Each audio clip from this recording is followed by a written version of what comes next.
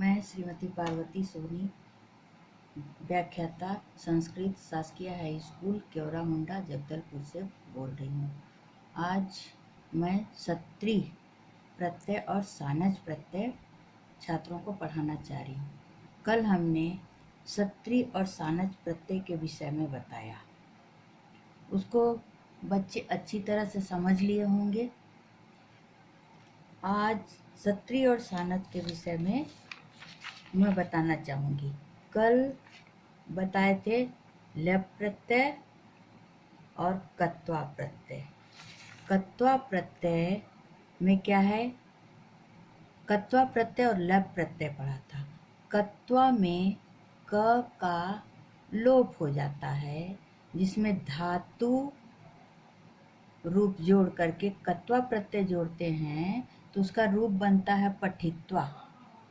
और लप प्रत्यय में उसमें य का प्रयोग बच जाता है, ल और प का लोप हो जाता है। जैसे भू धातु लप प्रत्यय, अनुभूय बना। इसको हमने कल बताया था छात्रों। आज मैं सत्री और सानज प्रत्यय के विषय में बताना चाह रही हूँ। दो काल होते हैं, वर्तमान काल, भूतकाल, जो भी है।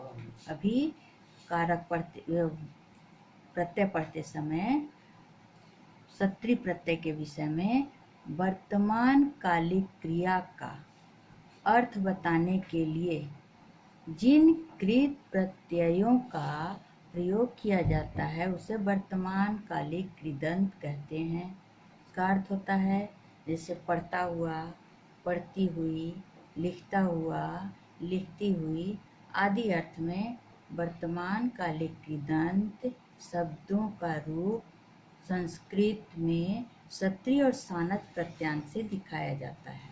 इसमें परस्मैपदी पदों में सत्री प्रत्यय अत और अन इन दो पदों में बदल जाता है और सानज प्रत्यय में आन और मान में हो जाता है प्रत्यय लगाने के बाद। जैसे परस्मैपदी धातुओं में पठ धातु, अन प्रत्यय, पठन, पढ़ता हुआ बना शब्द, वैसे ही लिख धातु और अन प्रत्यय लगाए तो लिखन शब्द बना, यानी लिखता हुआ। पीप धातु, उसमें अन प्रत्यय लगा तो रूप बना उसका पीबन। अत का प्रयोग जब हम अत और अन बता रहे हैं, एक में अत और दूसरा में अन हो जाता है। ये वर्तमान कालिक कृदंत, जिसमें परस्मैपदी धातुओं में इस क्रिया का प्रयोग किया जाता है। अत का तो मैंने बता दिया। अब आत्मनेपदी धातुओं के विषय में अब मैं बता रही हूँ। अत का अन का हो गया, अब अत का। भू धन अत, भू धातु यानी भव में परिवर्तित हो जाता है तो उसका मान में भवत। तिष्ठ धातु, उसका अत में प्रयोग हुआ तो तिष्ठन। अब यही क्रिया आत्मनेपदी धातुओं में सानज प्रत्यय के द्वारा बताया जाता है। स और च का, सानज प्रत्यय में स और च का लोप हो जाता है, केवल आन और मान बचता है। जैसे लभ धातु, मान प्रत्यय, लभमान। ये कौन सा प्रत्यय लगा? आत्मनेपदी धातुओं में का प्रयोग हुआ। इसका अर्थ हुआ प्राप्त करता हुआ। वैसे ही वर्त धातु, मान वर्तमान। सेव धातु, मान सेवमान, सेवा करता हुआ। इसका मूल धातु प्रत्यय पुल्लिंग रूप में शब्द बनेगा। जैसे लभ धातु, सानज प्रत्यय, शब्द बना पुल्लिंग रूप, लभमान मतलब प्राप्त करता हुआ। सेव धातु, सानज प्रत्यय, सेवमान उसका रूप बना, सेवा करता हुआ।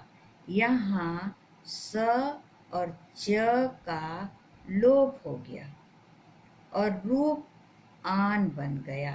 जैसे लभ बराबर सानज प्रत्यय लगाए तो शा और च, जो सानज प्रत्यय लगाए हैं उसका शा और च, ये दोनों का लोप होकर के लभमान बना।